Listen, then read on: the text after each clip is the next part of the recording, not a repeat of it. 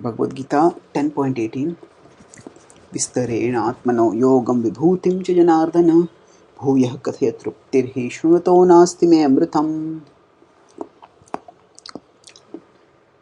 Vistarena atmano yogam. Vistarena, in detail, speak about your own glory, O Krishna. Atmano yogam vibhutim cha janardana. Vibhuti, the opulences, manifestations of your glory in this world. Bhuyah kathaya truptirhi. Actually, when you describe Kathaya, when you describe your glories, Truptirhi, the satisfaction is Shunvato Nasti me Amritam. When I hear, actually there is no, I don't get satiated. I want to hear more and more. This is nectar for me. So Arjuna has asked Krishna a question.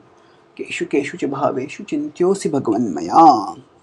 How can I remember you in this material existence? And while answering that question, Krishna states that Arjuna states, while asking or elaborating on this question, Arjuna states that actually, oh Krishna, please recognize that.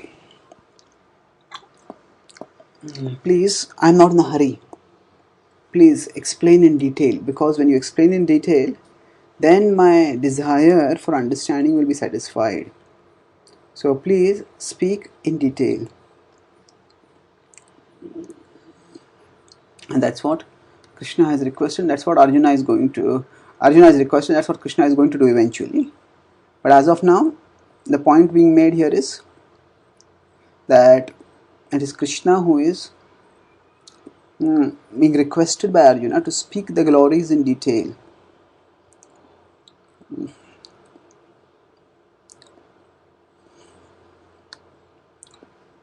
So I'm never satiated by hearing this. In the material world, when we hear some things, slowly but surely, after hearing for some time, we get bored, we get tired.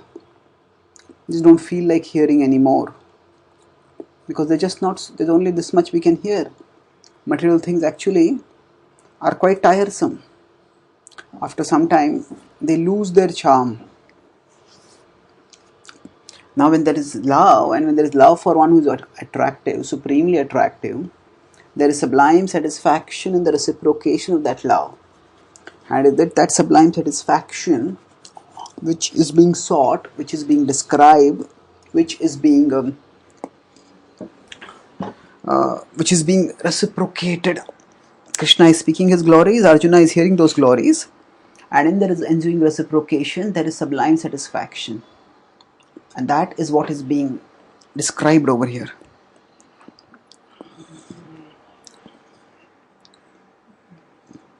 So as Krishna and Arjuna speak, the key thing is that both of them are focusing essentially on the same purpose.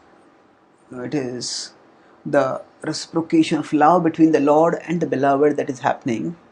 And this reciprocation happens through a very intimate exchange. Now, at an conditioned stage, quite often, when Krishna's glories are spoken, we may find it difficult to relish those glories. We may feel, oh, why are these same things being spoken again and again and again? But we should know that actually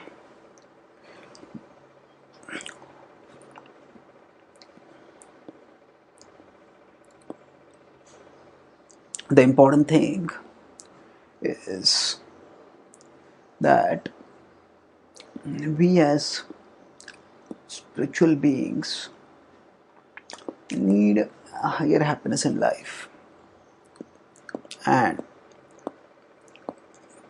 the way to get this higher happiness is through purification. So even if we don't at present relish the sweetness of Krishna Bhakti, even if we at present don't find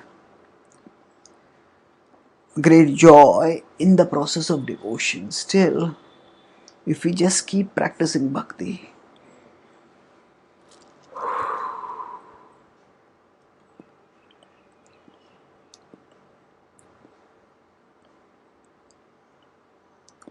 By that practice, by that sustained contact with Krishna, we will gradually go below the surface and start relishing bhakti more and more.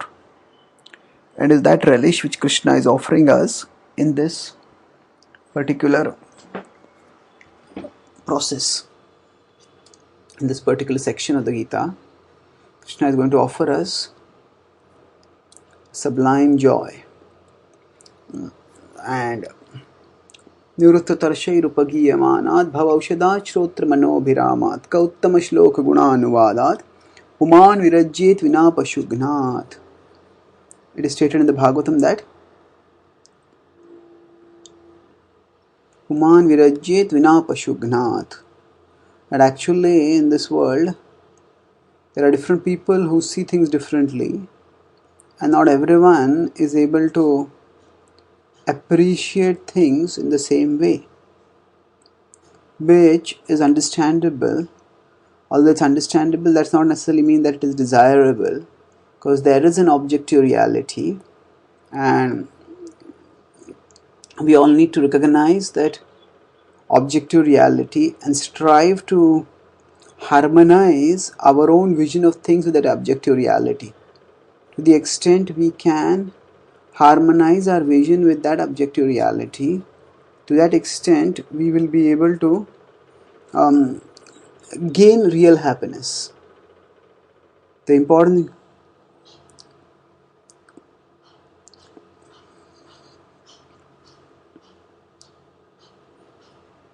So now what as sadhakas we need to recognize is that we cannot simply wish away whatever is happening in this world. What we need to do is strive to take care of things the best of our capacity using our intelligence. And as we keep doing so, as we keep taking care of things to the best of our intelligence, we keep moving closer to Krishna through that, because we do this in a mood of service. And this, just as we take care of our material possessions, similarly we also take care of our supreme possession of devotion. It is ultimately Krishna who has given us devotion. It is Krishna who has given us everything that we have. And even the taste that we get in bhakti is also a gift coming from Krishna. And here Arjuna, after he has become enlightened about Krishna's glories, Arjuna is actually demonstrating what Krishna has talked about in the Chatushloki a few verses earlier. Krishna stated in 10.9 that Machitta Madgata Prana Bodhayantah Parasparam Kathayantascha Mam Nityam Tushyanti Charamanti Cha. That actually those who are his devotees, that they constantly relish his glories. And Krishna is talking about those glories in a way that people can appreciate. And he is, as the Bhagavatam verse we quoted, that Nirutta Tarshairupagiyamanat, that actually those who are already purified, for them they can easily and readily relish the joy of bhakti. And for those who are not yet purified, they can move onwards progressively towards relishing the bhakti. What they may not relish right now, they will relish over time as they keep getting purified, as they keep moving onwards. So for them, the process of bhakti may not be tasteful right now, but even if it is not tasteful, it is still fruitful in terms of being purifying. It is like a medicine for them. So if we consider the fruit of bhakti only in terms of taste, then sometimes we may feel that bhakti is not fruitful. But we understand the fruit in terms of purification, then we understand that irrespective of how we feel, bhakti is always purifying. And as we keep practicing bhakti more and more, the purification becomes more and more. As the purification becomes more and more, then we get increasing taste. And with that increasing taste, our life becomes eternally joyful as we become absorbed in love for Krishna. Thank you.